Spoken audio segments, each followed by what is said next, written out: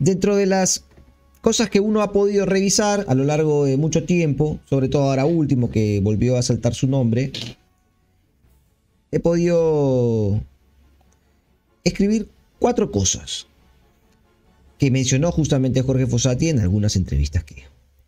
La primera, equilibrio. Le preguntan por su estilo de juego y él responde: mi estilo de juego, más allá de ser ofensivo o defensivo, se basa en el equilibrio. Que es algo que aparentemente esta U no tenía. Pero cuando tienes un equipo que genera, que crea, que tiene errores para finalizar, como los ha tenido la U a lo largo de este año,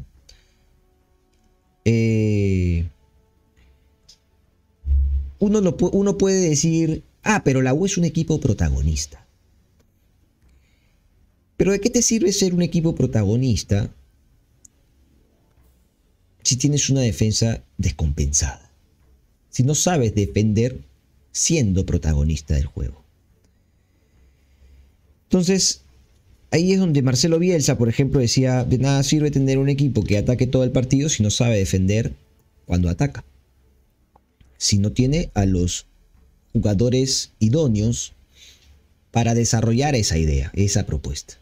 Y yo creo que Ureña no es un jugador para desarrollar una propuesta como la que pretendía Carlos Companucci, menos si se trataba de un jugador que no tenía un sostén al lado que sea justamente un especialista en esa materia, la recuperación. Otra de las cosas que he podido recoger de Fossati es que es un técnico de propuesta y no de respuesta. Todo esto en base a lo futbolístico. Ahora voy a leer los comentarios en un ratito. Propuesta y no respuesta. Es decir, él considera que sus equipos salen a proponer. Y bueno, ha dirigido equipos importantes, ¿no? Peñarol, Cerro Porteño, la Liga en su mejor momento. Ganó la Copa Sudamericana y la Recopa con Fossati 2009. La Liga, el EDU de Ecuador, era un equipo importante en ese momento. Entonces se considera un técnico de propuesta y no de respuesta, ¿no? Tuvo una frase también que me gustó mucho que decía: el fútbol se creó con arcos. Tratando de dejar en evidencia que él no va detrás del espectáculo, ¿no? Que él no va detrás de esto que todos a veces llamamos jugar bonito, sino que él va detrás de la búsqueda de una eficacia en su equipo, en todas sus facetas: defender, recuperar el balón, gestar, crear y definir. Y decía: nuestro arco hay que defenderlo a muerte, el contrario hay que ametrallarlo. Se le nota a un técnico de poco invento, ¿no? De ser. Ahora último, hace poco Gareca dio una entrevista a ESPN, ¿no? Y a veces los técnicos revelan cosas que uno no las tenía mapeadas probablemente. Más allá de la información, más allá de lo que uno pueda pensar de un técnico en particular o lo que fuese, hay cosas que los técnicos a veces revelan y que se pueden llegar a catalogar como grandes revelaciones, ¿no? Y Gareca en ese programa de ESPN dijo: yo cuando llegué en determinado momento a los jugadores de la selección peruana les pregunté si se sentían más cómodos con que les den libertad para atacar o si preferían que mecanicemos ataques, le demos mucho énfasis a movimientos específicos, etc. Los jugadores, contó Gareca, que le respondieron que se sentían más cómodos y libres con la decisión de dejarlos fluir, dejarlos ser. Perfecto. Gran revelación, ¿no? Gran revelación, porque Perú terminó teniendo un muy buen ataque rumbo a Rusia 2018. Con Paolo, con Cueva, con Flores, con Carrillo, con el arribo también de Yotun desde el medio. Entonces, hay ciertas cosas que los técnicos, en las que los técnicos tienen que ceder y darle una importancia al jugador. Yo creo que con Panucci no era mucho de ese, no es mucho de ese estilo. Yo creo que es muy demandante en la manera como quiere que sus equipos jueguen. Sería cuestión de preguntarle también, ¿no?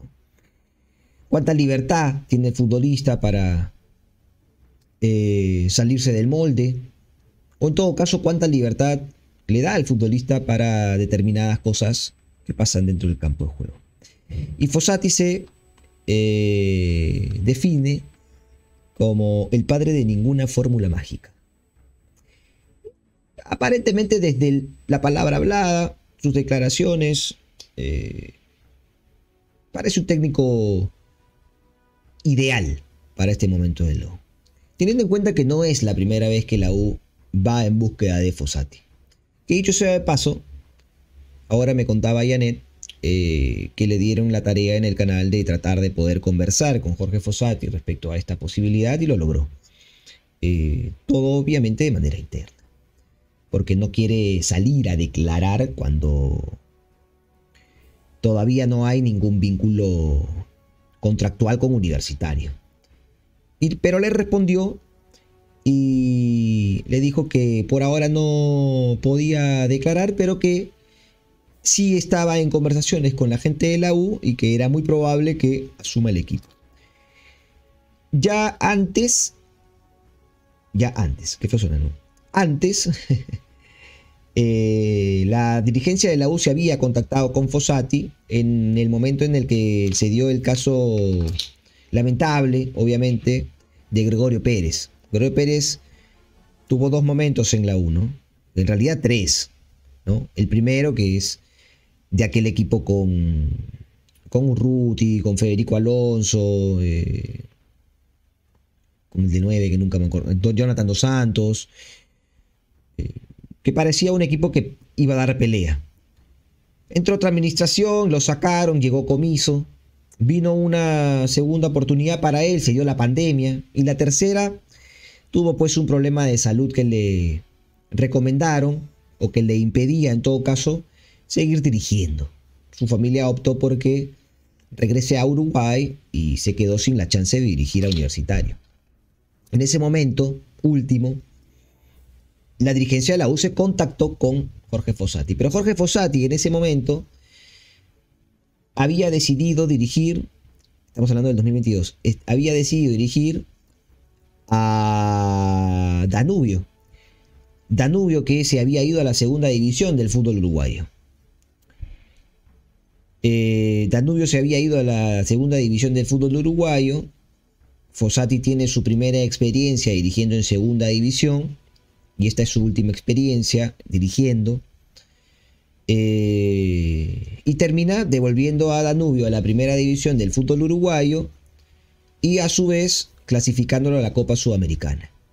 Entonces, en el momento en que la U llamó a Jorge Fossati para reemplazar a Gregorio Pérez, que había tenido este problema de salud que le impidió continuar como técnico de la U, la U buscó a Fossati. Y Fossati dijo que no podía porque ya había hecho toda una pretemporada con Danubio y evidentemente no iba a hablar bien de él que deje a un equipo como Danubio tirado ahí nomás. Y creo que esto habla muy bien de él, no más allá de la categoría en la que iba a dirigir, que en este caso era segunda división. Habla bien de los valores que tiene. No abandonar un equipo por la importancia de otro que pueda llegar a buscarte, ¿no? O a querer tenerte entre sus filas. José Blas, en caso venga Fossati, va a tener que cargar una mochila bien pesada de la U. Sí, pero recuerda que quien asuma la U, para no hablar de solamente Fossati, del que ya hemos hablado inicialmente, quien tome la U tiene una mochila pesada por delante. Primero porque este campeonato Apertura prácticamente está perdido, ¿no? Prácticamente está perdido. Hay que ver, sería una hazaña histórica que la U saque adelante un torneo después de haber perdido 3 puntos, 3 partidos de manera consecutiva, ¿no? Vamos a ver qué es lo que termina pasando. Horacio, ¿cómo piensas que le iría a la U con Fossati? Yo creo que Fossati es un técnico muy... de esos que a ustedes les gusta decir pragmático, ¿no? Yo odio esa definición, pero un técnico que entiende... es uruguayo. Usted, ya si Fossati viene y no pone a Murrugarra, ya pues no es uruguayo. O sea, es uruguayo. O sea, va a ganar, sale a ganar, juega a ganar. No juega buscando el elogio, no juega inventando una fórmula mágica para el fútbol. Es uruguayo. O sea, la definición de su nacionalidad tiene que ver con un carácter y un estilo histórico del futbolista uruguayo. Salen y juegan para ganar. Punto.